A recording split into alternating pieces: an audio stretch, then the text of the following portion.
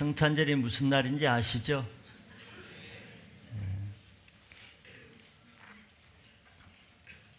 일본의 어떤 분이 성탄절 때 막 도시에 나가서 놀다가 어디서 막 소리가 나서 이렇게 골목길로 가봤더니 교회에서 소리가 나더래요. 그래서 교회에서 막 잔치를 하길래 옆 사람 보고, 야, 교회도 성탄절을 한다 그러면서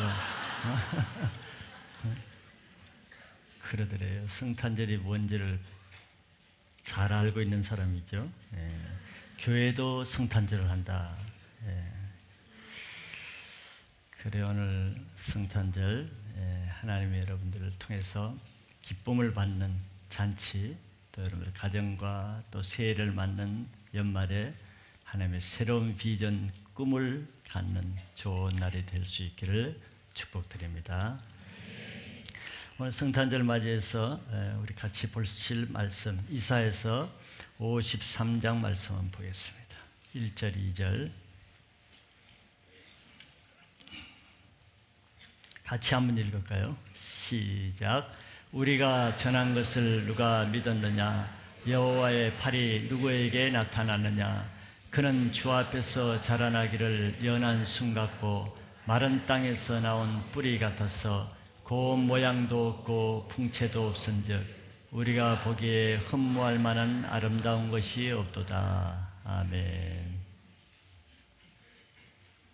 이것이 누구에 대한 말씀인지 여러분들은 아시죠? 예. 그러나 이 성경이 기록된 것은 한 2700~800년 전에 기록된 것입니다. 2800년 후에 우리는 이것을 알기가 뭐 그렇게 어렵지 않죠. 여러분들은 다 아실 겁니다. 그러나 메시아가 오시기 전, 예수 그리스도가 오시기 전 700~800년 전에 이 말씀은 쉽지 않습니다. 오리무중이라고 말하는 것처럼 결코 쉬운 말씀이 아니죠.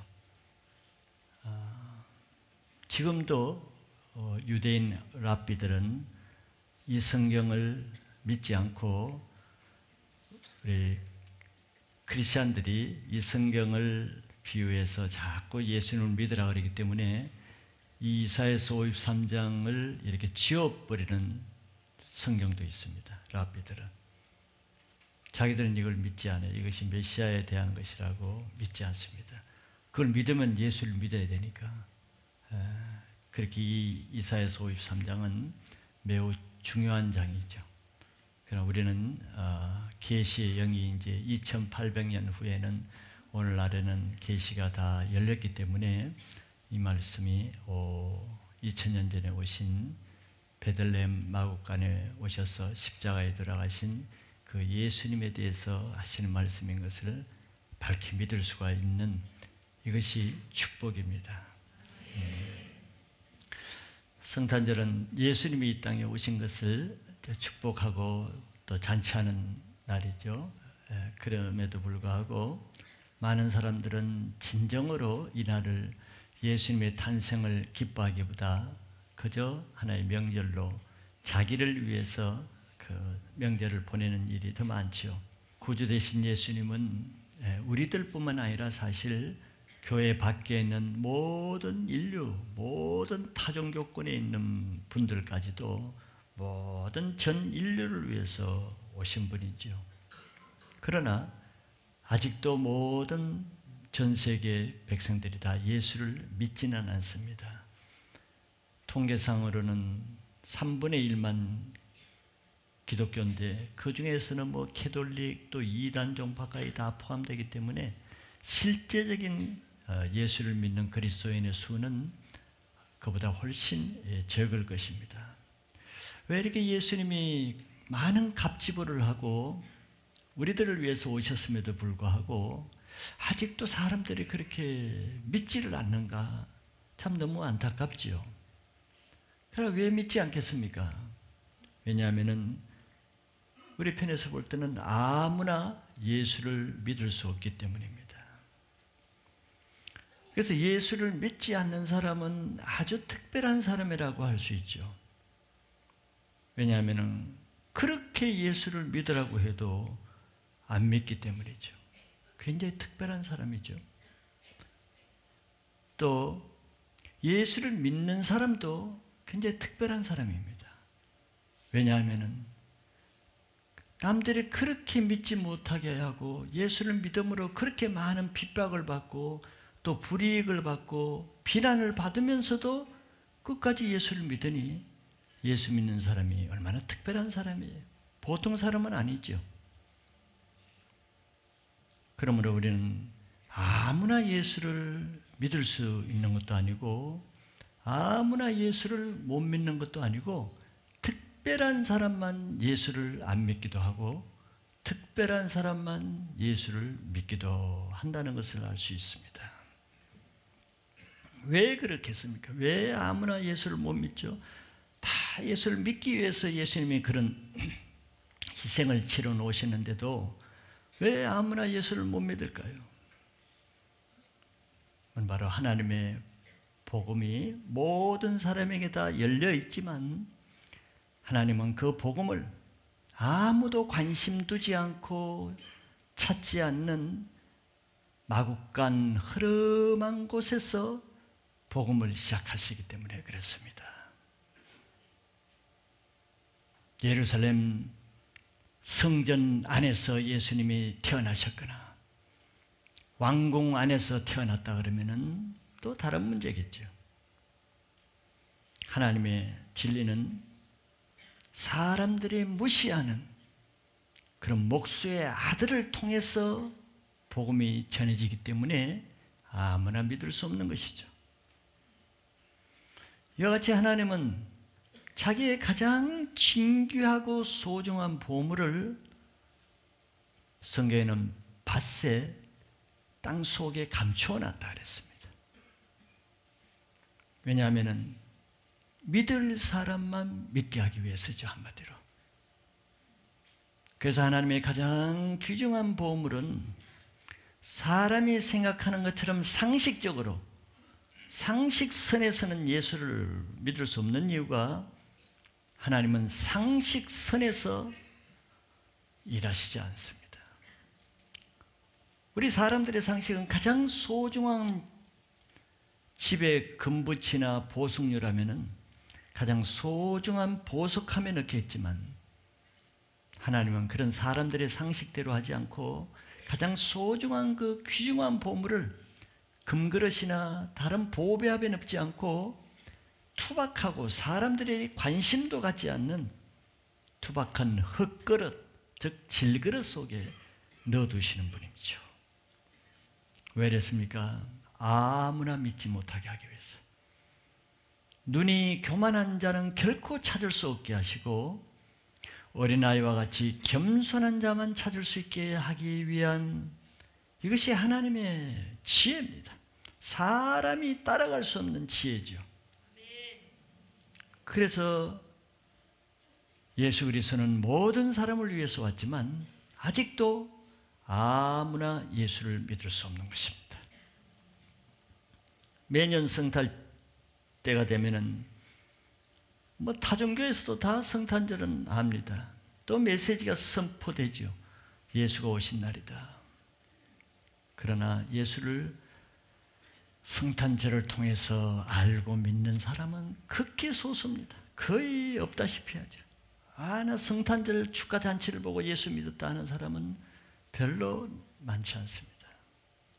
오히려 예수 그리스도 오심을 축하하는 화려한 성탄절일수록 예수 그리스도는 더 깊은 곳에 감추어질 때가 많죠.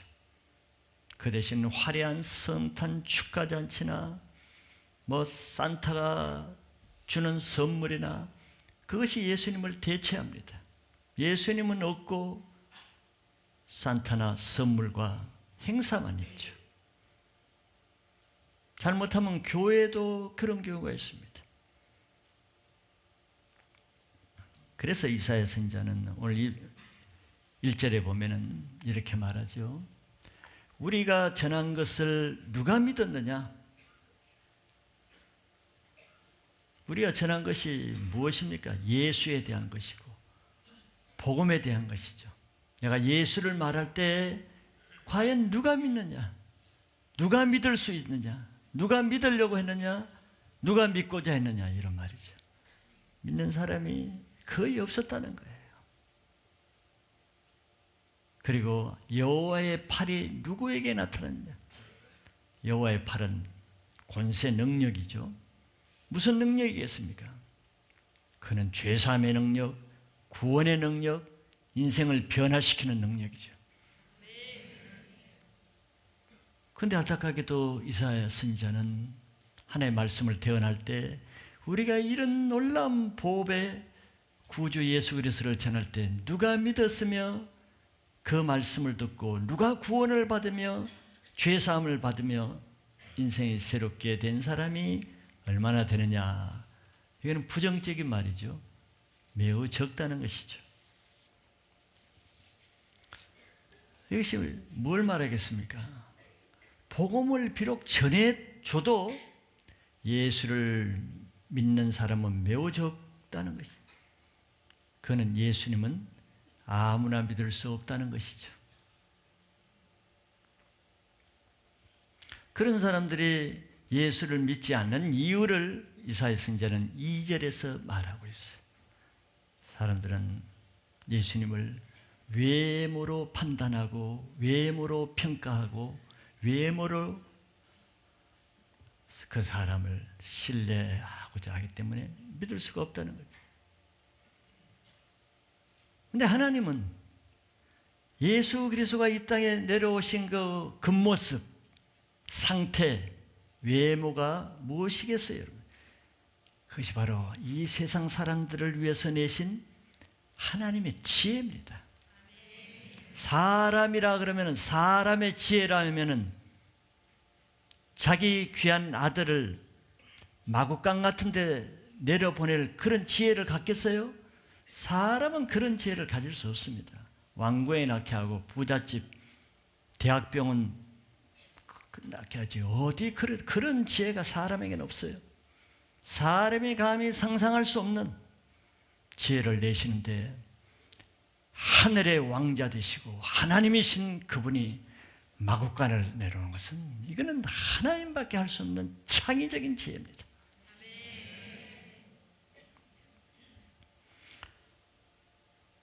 그리고 2절에 보면은 성경이 그는 주 앞에서 자라나기를 그러죠.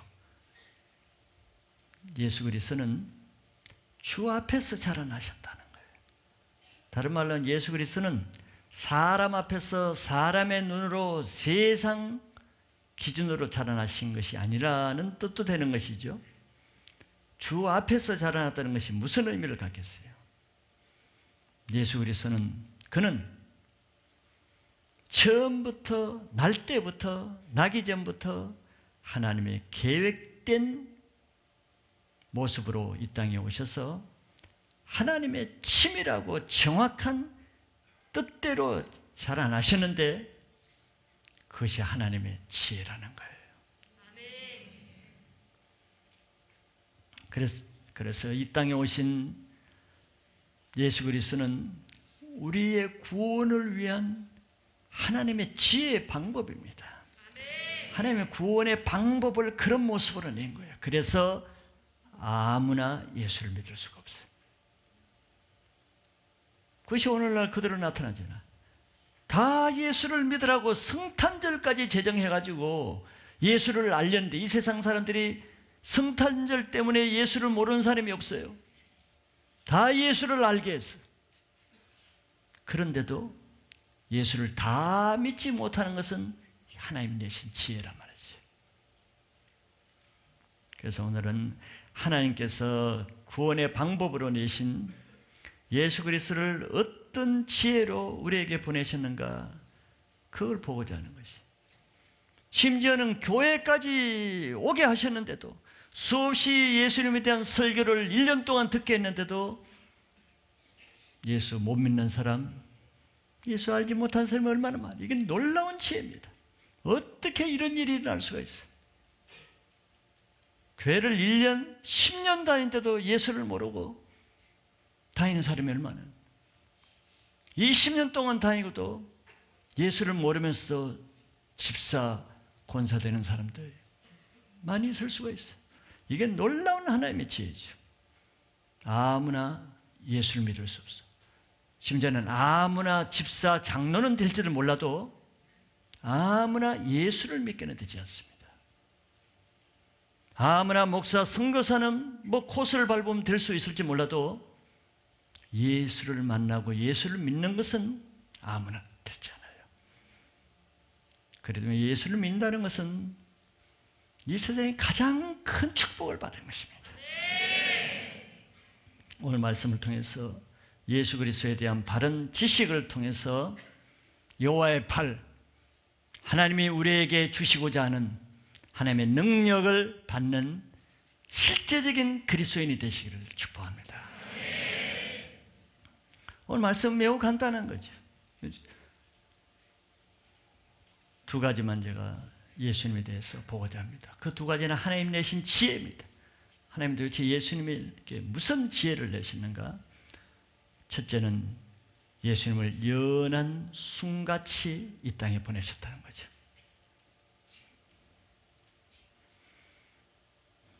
이것도 하나님이 아니시면은 감히 낼 수 없는 지혜입니다. 왜 이 세상 사람들의 지혜는 기껏 해봤자 뭔 줄 아세요? 이 세상 사람들이 이 땅에 오실 메시아에 대해서 상상하고 그리고 기대하고 연구하고 가지고 있는 최고의 지혜가 무엇이겠어요? 뭐 여러분들도 그런 지혜는 가질 수 있을 거예요. 하나님의 아들이라면, 이 온 땅을 구원하시기 위해서 오신 그리스도라면 가장 보편적인 지혜는 아마 거룩한 성전으로 오실 것이다. 그래서 지금도 유대인들은 예루살렘 성전의 성전의 문이 여러 가지인데 다메섹 문이라고 동편 문을 봉해 놓고 안 열고 있습니다. 그쪽으로 메시아가 들어온다고 생각하기 때문에 이미 들어와 버리는데도 그 사람 아직 들어올 것이라고 막고 있어요. 그게 사람의 지혜입니다. 사람의 지혜. 그리스도라면 반드시 거룩한 성 예루살렘 중에서도 성전을 통해서 오셔야 되지 않겠는가? 오셔야만 된다고 주장하는 것이 사람의 거룩한 지혜. 그리고 또 하나 지혜는 하나님이 어떤 분인가를 알 때 그의 아들이 오실 때는 아마 그냥 오시지는 않을 것이다. 아마 날개가 달린 날아다니는 백마를 타고 금 방패와 금 창을 가지고 호령을 하면서 로마 군인들을 다 벌벌 굴복하게 할 만한 위엄을 가진 왕의 모습이나 장군의 모습으로 오실 것이다 하는 것이 사람이 가질 수 있는 최고의 메시아에 대한 지혜일 거예요. 사람은 기껏 해봤자 이 정도의 지혜예요. 뭐 다른 또 지혜가 있겠어요? 그런 지혜를 가지고 사람이 가질 수 있는 마음은 메시아는 반드시 그렇게 오셔야만 내가 믿을 것이고 내가 인정할 것이고 내가 영접할 것이라는 또 자기 생각을 가지고 있습니다.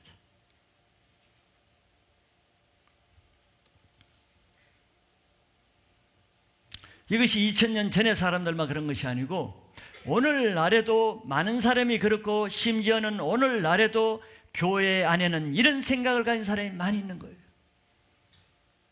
바리새인 제사장들은 하나님을 믿는 사람입니다. 성경을 아는 사람인데도 불구하고 그들은 그렇게 믿고 있었어요. 교회 안에서, 하나님 안에서. 그럼 오늘날 뭐 다르겠습니까? 그 증거가 뭡니까? 성경에서 하나님에 대해서 예수에 대해서 하면 말씀 그대로 안 받아들이잖아요. 미련하게 보이잖아요. 저게 무슨 말씀이, 저게 무슨 현실성이 있는 거예요? 저는 비현실적이죠. 저건 사람의 상식이 안 맞잖아요. 여전히 사람들은 자기 나름대로 하나님을 만들고 자기 박스 안에다 예수님을 만들고 있단 말이죠. 교회 와서 거기다 집어넣으려고 그러는 거예요. 들어가지 안 맞는 말은 다 빼버리고 약대는 다 걸러내고 하루살이 같은 거 거기 들어가는 것만 쭉쭉 집어넣고 은혜 받았다고 돌아간다. 이게 사람의 지혜예요. 바로 그런 사람의 지혜를 걸러내기 위한 하나님의 지혜가 바로 여기 기록된 거예요.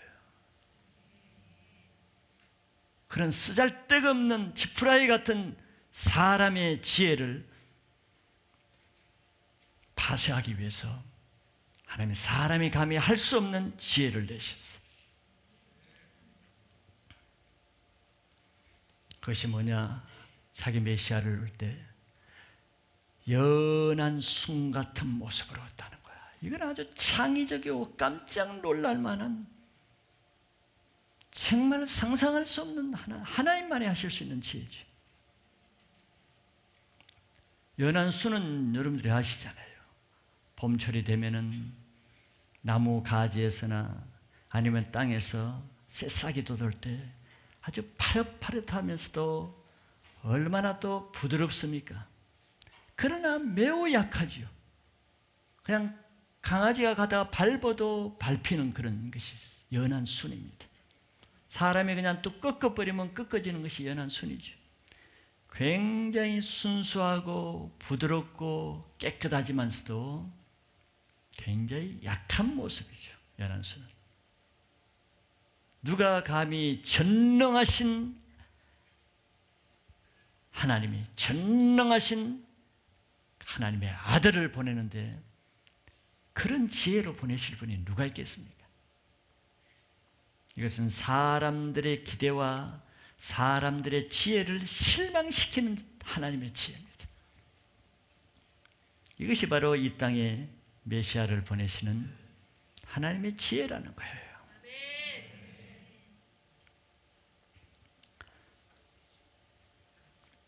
그래서 예수님은 이 땅에 그와 같은 그냥 성인으로 오실 수도 있잖아요. 하나님은 아담을 만드실 때는 첫사람을 만드는 아기로 만든 게 아니잖아요. 그냥 흙으로 성인으로 만들었어. 아담과 하와를 만들 때는 뭐 그렇게 하실 수 있는 분이에요. 자기 아들을 그냥 단번에 성인 왕으로 모시게 하실 수 있는 분이에요. 그럼에도 불구하고 자기 아들을 보내실 때는 가장 약한 처녀 여자의 몸을 통해서, 그것도 피투성이 우리와 똑같은 갓난 아기의 모습으로 이 땅에 보내신 거예요. 이게 연한 순의 모습이죠. 연한 순의 모습이 잘 나타난 것은 난지 며칠 되지 않아서 너무 연하고 힘이 없어가지고 헤롯 왕이 죽이려고 할 때 그 왕의 핍박 위협을 피해가지고 그 갓난아이를 안고 피투성이를 안고 그 먼 수천리 길인 애굽으로 피신해서 살아야 할 만큼 연약한 모습으로 오셨어요. 이게 무슨 메시아라고 사람들이 인정할 만하겠어요? 이것이 하나님의 지혜입니다. 사람의 지혜로는 도저히 저런 나약한 자를 메시아로 믿고 싶지 않겠죠? 저렇게 왕에게 그냥 짓밟히는 저런 모습인데 사람의 지혜로는 그런 메시아로 받아들이는 게 쉽지 않을 거예요.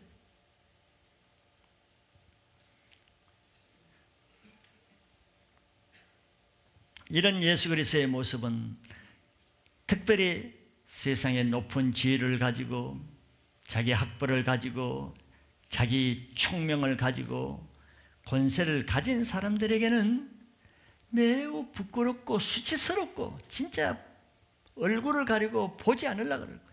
저것이 나의 메시아라 그러면 너무 창피하다. 근데 그 다음 절은 그걸 설명해놨죠. 보지 않음을 보는 것처럼 전혀 존경의 대상이 될 수가 없습니다.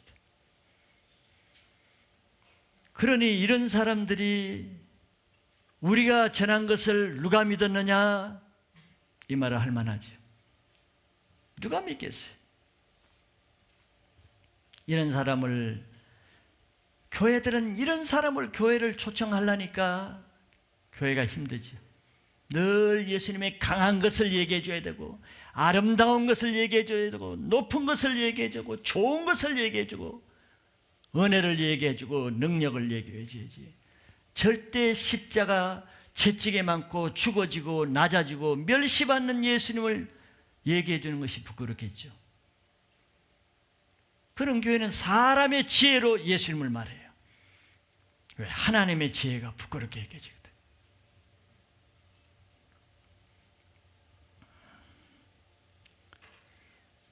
그래서 약하고 나약하고 낮아지고 양보하고 피해보고 손해보고 결국 억울하게 죽는 그런 십자가를 말하면은 자기 교회 성도들이 그렇게 약해질까 봐, 자기 교회 성도들이 그렇게 초라한 인생으로 살아야 되기 때문에 그 말을 듣는 성도들이 예수님과 같이 버림받고 세상에 멸시받고 세상에 궁색한 인생을 살아야 되기 때문에 십자가의 말씀을 교회에서까지 전하기가 부담이 되겠죠.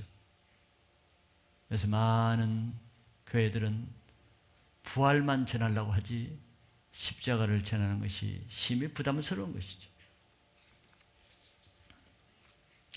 그러나 예수님과 같이 상하고 깨어지고 마구간에 어려운 생활을 처한 사람들은 자기와 같이 왕궁에 오지 않고 마구간에 오시고 왕으로 오지 않고 아기의 모습으로 오신 그 예수님이 너무 반갑고 가깝게 느껴지고 나의 친구처럼 느껴지고 부자 동네 왕궁에 나지 않으신 그 예수님 때문에 더 신뢰가 되고 믿을 수 있을 거예요. 이게 하나님의 지혜입니다. 여기 나오신 분 중에도 예수님에 대해서 잘못된 지혜를 가진 사람들은 오늘 말씀을 통해서 내 패러다임을 바꿀 수 있는 기회가 되시기 바랍니다. 그러지 않으면 내가 종교인이 되는 거예요.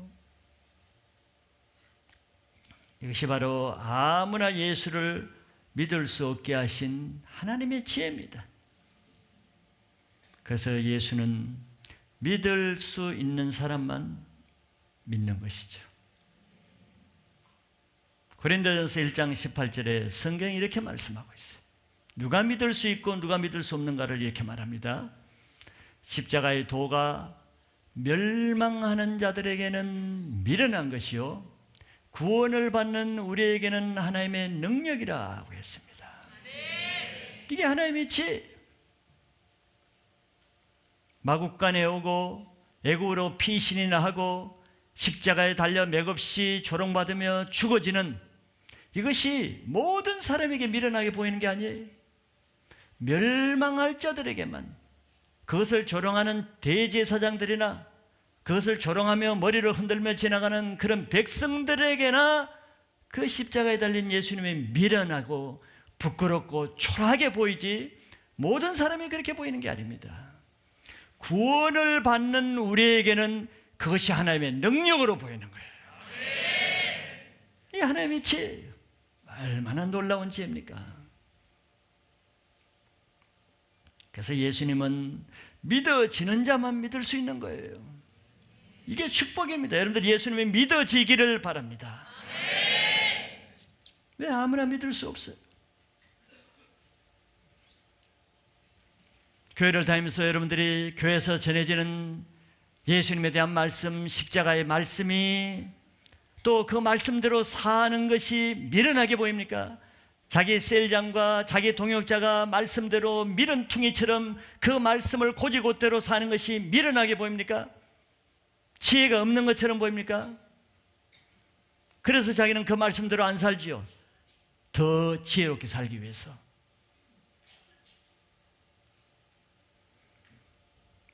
여기 성경 말씀대로 하면은 그것이 미련하게 보이면은 그 사람의 영적 상태는 심각한 것이죠. 왜? 망하는 자에게 그렇게 보이기 때문에. 그 사람은 망할 지혜를 가지고 있는 거예요. 얼마나 두려운 상태입니까?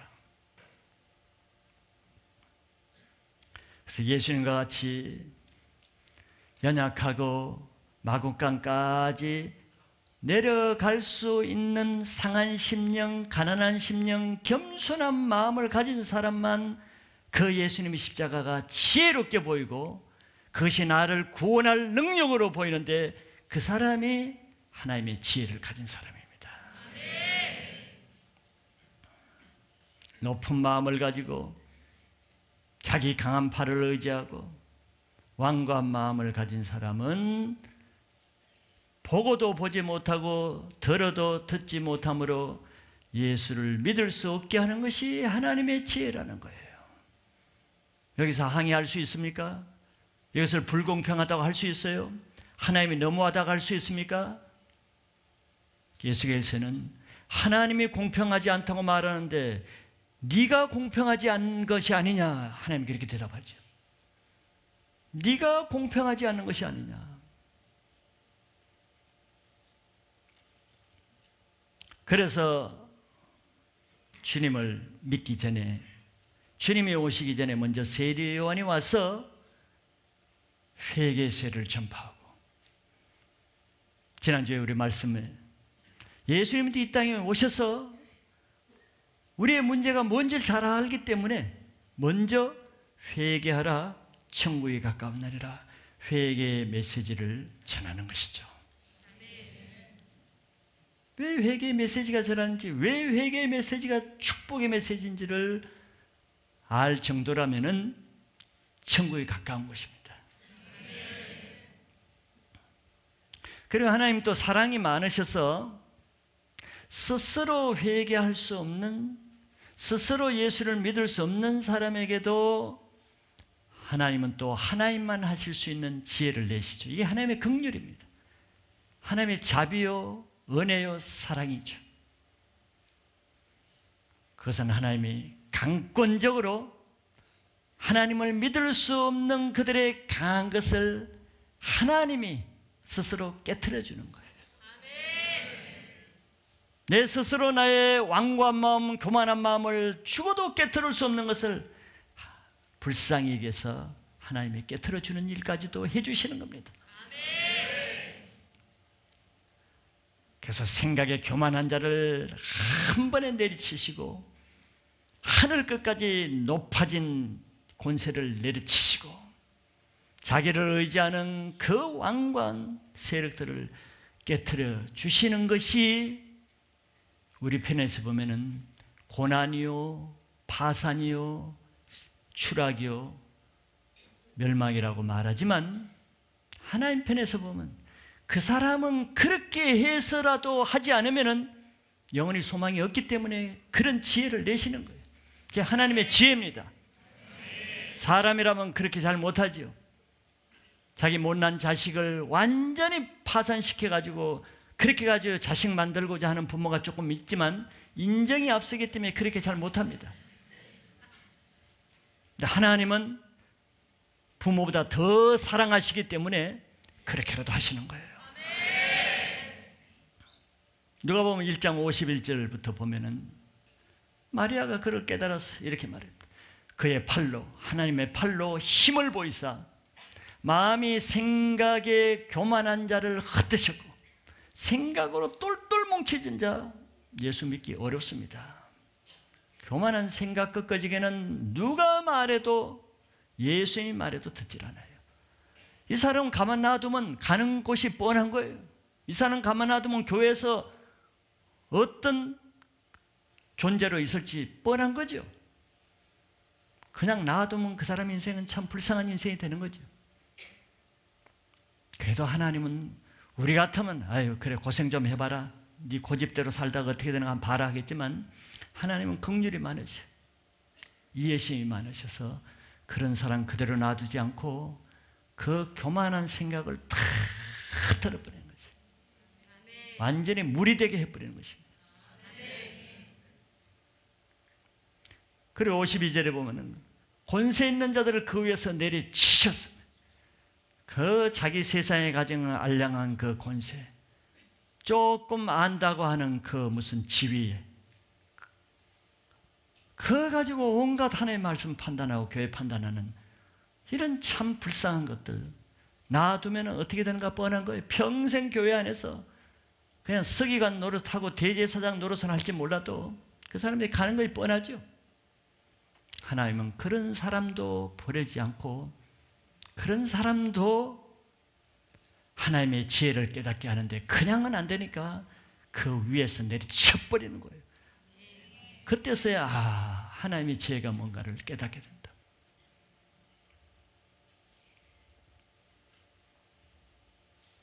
그리고 비천한 자는 높이시고 53절에 보면은 줄이는 자는 좋은 것으로 배불리시고 그런데 부자는 빈손으로 보내시고 부자가 볼 때 기가 막히지 않겠어요?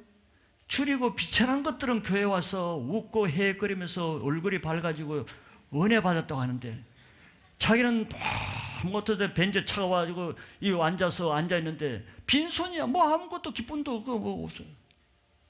이게 하나님의 놀라운 지혜잖아요. 이 하나님의 지혜 앞에 누가 교만할 수가 있어요? 누가 자기 지혜로 하나님을 판단할 수 있겠어요? 그건 하루 강아지가 호랑이 앞에서 깽깽거리는 거나 똑같은 거예요.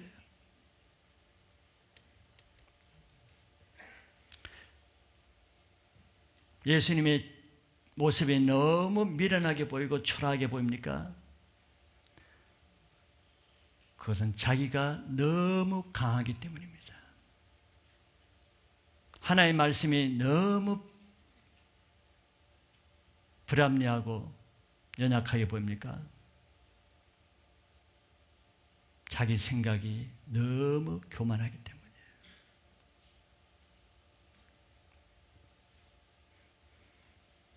내가 겸손하게 내 교만이 흩어지고 내 강한 팔이 꺾어지면은 그렇게 연한 순같이 나약한 모습으로 오신 그 예수님이 너무 가까이 사랑스럽게 위대하게 보이게 바뀌게 되죠.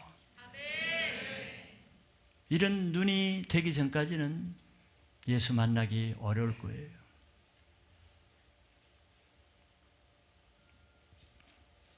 누가 이 예수를 믿을 수 있겠어요?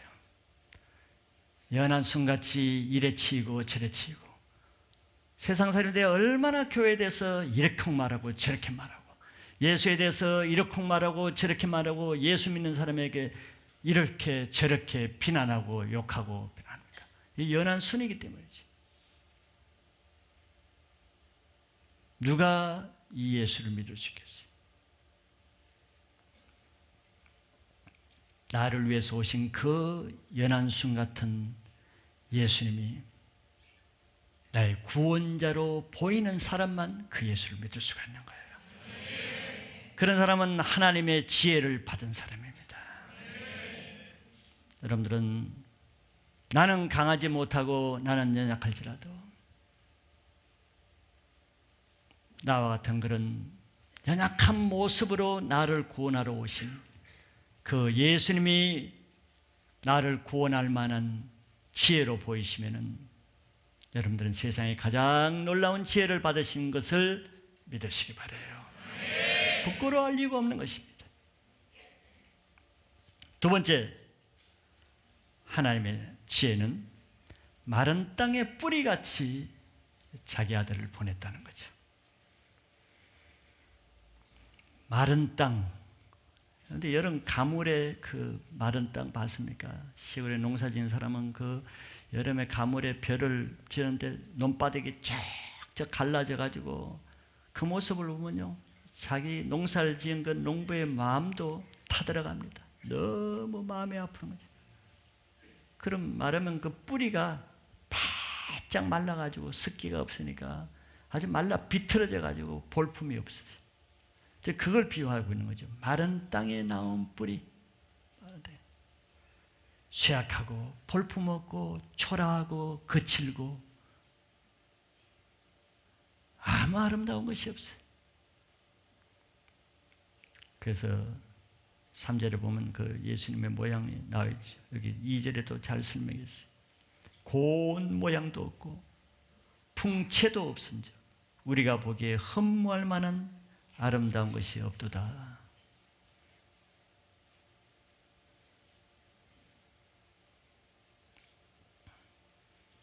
하나님이 예수님을 미스터 유니버스로 못 만들어서 이렇게 나오겠어요?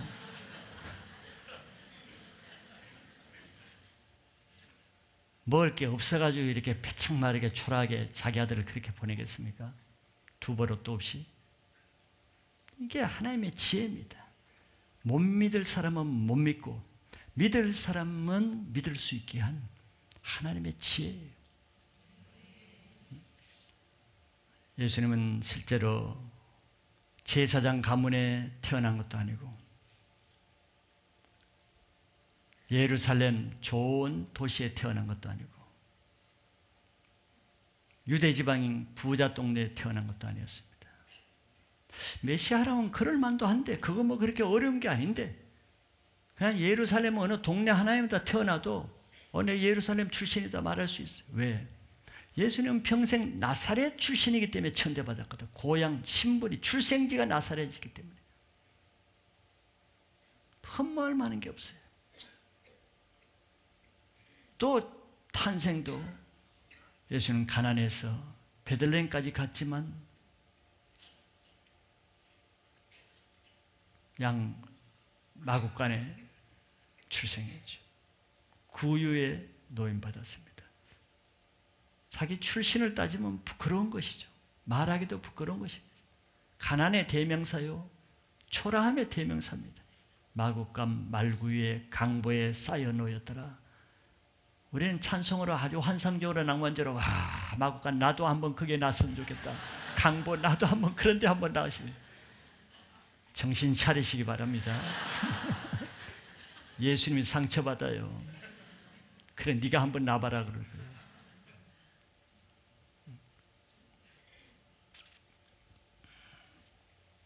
그리고 30년 동안 그 비난받던 나사렛에서 목수의 일을 했어요. 그냥 노동 일을 했습니다. 무슨 예수님이 성경을 얼마나 많이 아시겠어요? 성경 가르치는 교사도 아니고 교수도 아니고 그냥 아무 영적인 것 관계없어 보이는 목수 일을 하면서 살았어요. 이것이 하나님의 지혜입니다. 여러분들 그냥 보면 안 되는 거예요. 한번 생각을 해보시라고. 아니 그 전능하신 하나님이 자기 외아들 독생자를 왜 저렇게 하실까 한번 생각을 해보시라고.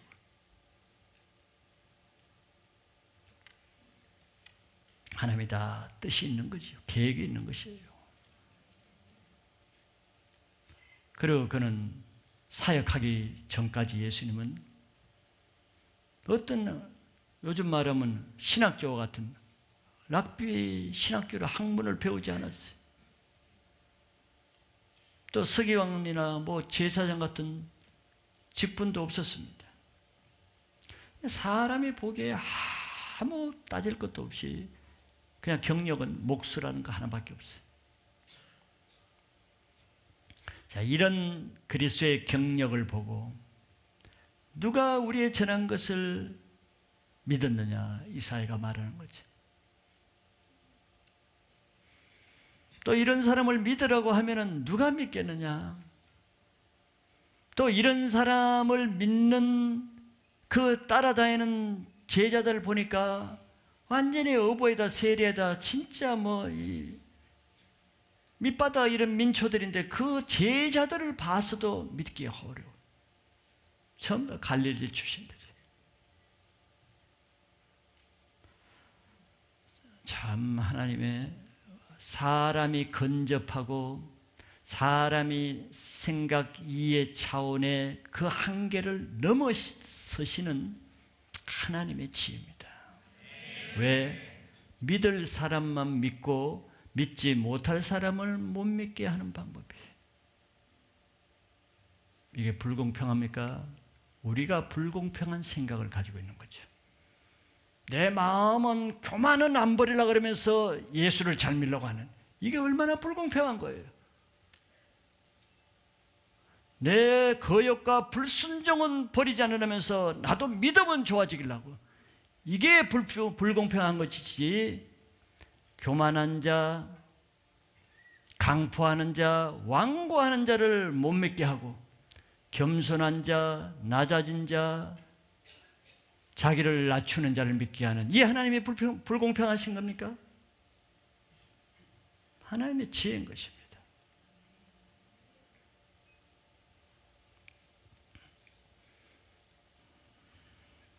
이런 그리스도의 모습은 높은 지혜를 가지고 학식을 가지고 목소보다 더 고급스러운 화이트 칼라 직업을 가지고 또 예수님 학벌이 없는 예수님보다 더 좋은 학위를 가진 사람이 믿기 어려울 거예요. 고린도전서 1장 19절에 보면 이렇게 말했습니다. 기록된 바 내가 지혜 있는 자들의 지혜를 멸하고 총명한 자들의 총명을 폐하리라 하였으니, 이게 하나님의 지혜예요. 왜 믿을 수 없는 사람이 왜 못 믿는가? 지혜가 부족했어요. 내가 지혜 있는 자들의 지혜를 멸해버리고 총명한 자들의 총명을 폐해버리는 거예요.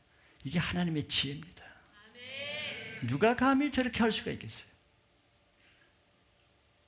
하나님께서는 예수 그리스도에 대한 세상 사람들이 가지고 있는 지혜와 총명을 다 폐해버렸어요. 그러니까 예수를 모르는 거예요. 아무리 학위는 가졌는데 예수는 몰라. 성경은 다 읽고 외우는데 예수는 몰라. 서기는 랍비들은 성경을 다 외우거든. 근데 예수를 몰라. 이게 놀라운 하나님의 지혜예요. 왜? 그들의 지혜와 총명을 폐해버리니까. 세상 지혜로는 연한 숨 같고 마른 땅에서 나온 뿌리 같은 예수님을 보고 도저히 그런 모습에서 하나님의 아들의 모습, 메시아의 모습을 추론해서 깨닫기는 불가능해. 불가능한 거예요.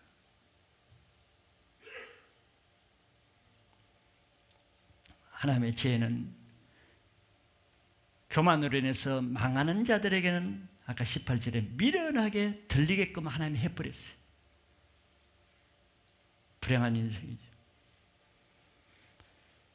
하나님은 교만한 자의 지혜를 어리석게 만들면은 그 교만한 사람은 자기 지혜로 하나님을 알 수가 없어요.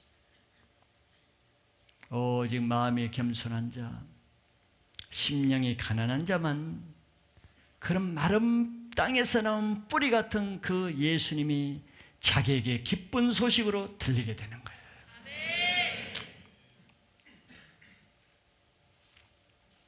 고린도전서 1장 26절에 보면은 또 이런 말씀이 있어요. 형제들아, 너희를 부르심을 보라.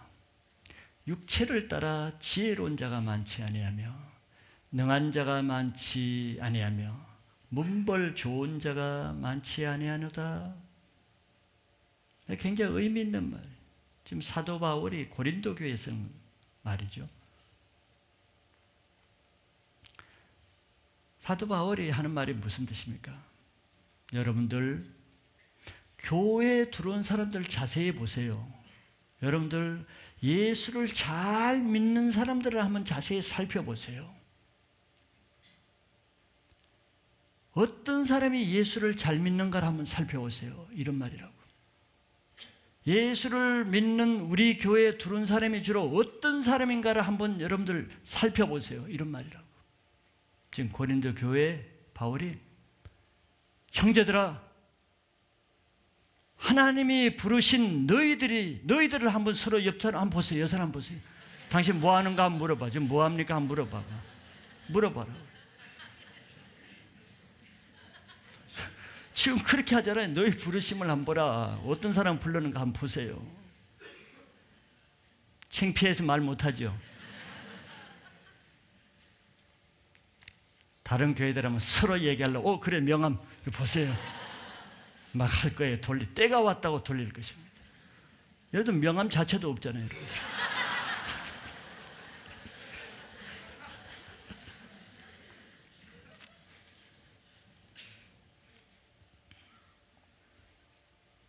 그거 다시 띄워줘 볼래요? 고린도 교회를 볼 때 놀라운 것을 발견한 거예요. 그 전능하신 하나님을 믿잖아요.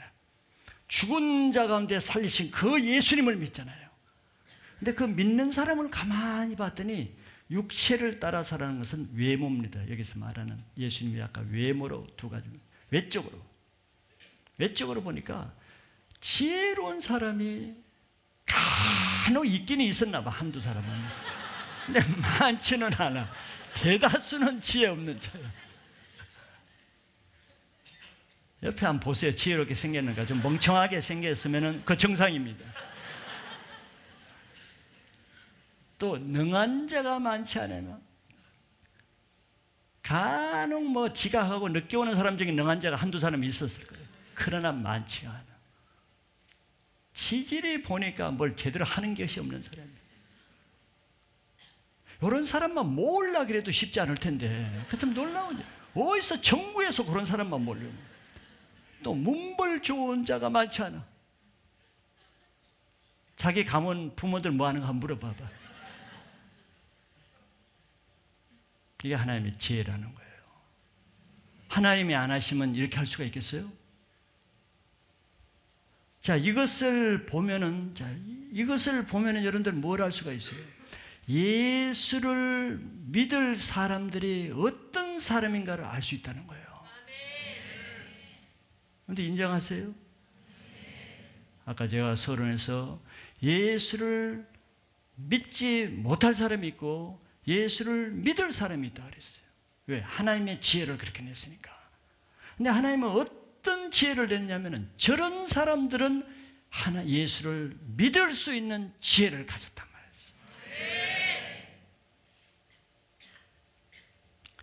지혜로운 자들이 볼 때는, 세상 지혜로운 사람들이 볼 때는 지혜로운 자가 많지 않아 보이고 능한 자가 많지 않아 보이고 문벌 좋은 자가 많지 않아 보이죠. 그 말은 지혜로운 자가 저런 교회 가겠어요? 문벌 좋은 자가 저런 교회 가겠습니까? 자기 세상에 능한 자가 저런 무리에 끼려고 하겠습니까? 우리의 전한 것을 누가 믿었냐? 당신이 우리 교회에 나와보세요. 능한 자, 문벌 있는 자, 지혜로운 자가 가겠습니까? 여호와의 팔이 나타나겠습니까? 왜? 하나님이 어떤 지혜를 교회에 내시는데,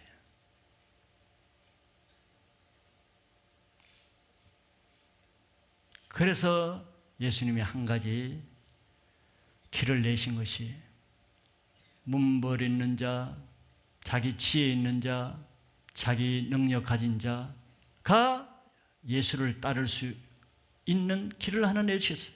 그게 뭐죠? 그런 자기 지혜, 능력, 문벌을 부인하고 그것을 십자가에 못 박는 자는 나를 따를 수 있다 그랬어요. 그거 그대로 가지고 교회와 그런 맹통을 앉아 있는 거예요. 그래서 예수 그리스도의 사람은 십자가에 자기 정과 욕심을 이미 못 박은 자만 예수 그리스도의 사람이 될 수 있다고 말하는 거예요. 아직 예수 그리스도의 사람이 못 되니까 교회에 와서도 늘 자기 무슨 아는 거 자랑하고 판단하고 자기 능력하고 내가 세상에서 무슨 일도 하고 어떤 사람인데, 이게 아주 살아서 펄펄 살아가지고 늘 육체를 따라 사는 거예요. 육체를 따라 자기 지혜로 살고, 육체를 따라 자기 능력으로 살고, 육체를 따라 자기 문벌 자랑하며 살고.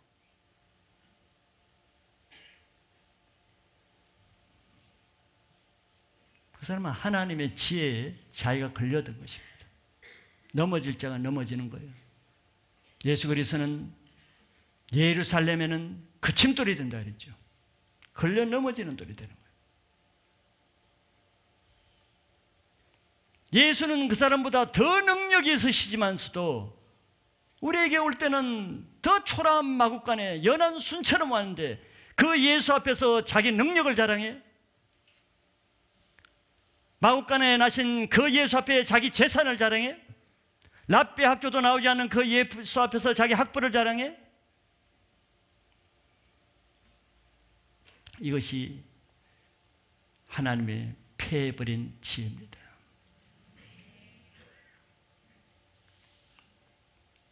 예수님이 주인 되시는 교회는 예수를 믿을 자들만 모이게 되는 거예요.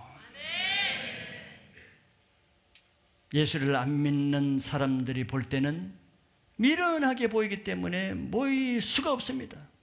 왔다가도 남아있을 수가 없는 거죠. 미련한 것들, 천한 것들, 초라한 것들. 그들의 눈은 아직 예수를 볼 수가 없어요. 그들 속에서. 부자가 거지 나사로의 속에 있는 예수를 볼 수 있었다면 그가 지옥에 가지 않았겠죠. 부자는 도저히 아무리 봐도 그 초라한 자기 집 대문 앞에 글씨가는 거지 나사로에게서 예수님을 발견할 수가 없어요.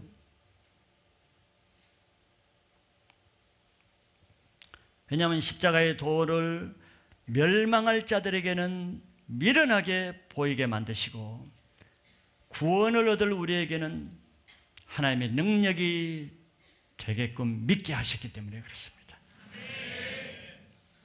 그러므로 이 세상의 최고의 지혜는, 지혜 중에 지혜는 예수를 믿는 지혜인 것을 믿으시기 바라요. 반대로 이 세상의 최악의 지혜, 지푸라기 같은 지혜는 예수를 못 믿을 지혜입니다. 하나님의 지혜이신 예수님이 미련하게 보이는 것은 내 지혜가 미련하기 때문이에요. 하나님의 말씀이 미련하게 들리는 것은 내가 가진 지혜가 미련하기 때문이에요. 믿으십니까, 여러분? 내가 지혜롭기 때문에 하나님 말씀이 미련하게 들린다고 착각하지요? 착각은 자유입니다. 그건 자기 몫이에요. 그러나 깨달을 자는 깨닫시기 바랍니다. 이 성탄에 예수를 나의 구주로 믿는 하나님의 지혜를 받으시길 바랍니다. 연한 숨 같고 마른 땅에서 나온 뿌리 같은 그 예수님의 모습이 아름답게 보이고 그 예수님이 나를 사랑하신 그 사랑이 느껴지고 그 예수님의 말씀이 나의 모든 인생을 구원할 말씀이라는 것이 믿어지면은 여러분은 예수 그리스도의 사람이라는 것을 확신하시기 바랍니다. 오늘 바로 이 성탄이 하나님의 지혜로 여러분들에게 오시는 예수님을 만나는 기쁜 성탄이 되시기를 축원합니다.